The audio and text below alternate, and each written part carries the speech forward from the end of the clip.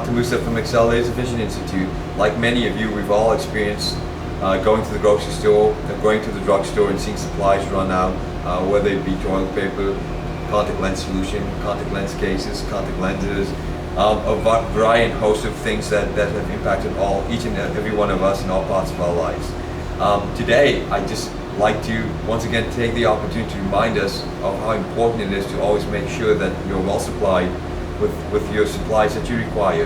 And remember that if you choose to get laser vision correction done, it allows you to function in times where emergencies arise, whether it's a COVID type event, an event such as an earthquake, a fire, and what have you. Being dependent on contact lenses, glasses, or anything for that matter is a significant event in life, which if you have the opportunity to correct and to change and get beyond that, it would be liberating. So this is the opportunity to consider laser vision correction, and I invite you once again to join us at Excel Laser Vision Institute. Thank you for listening.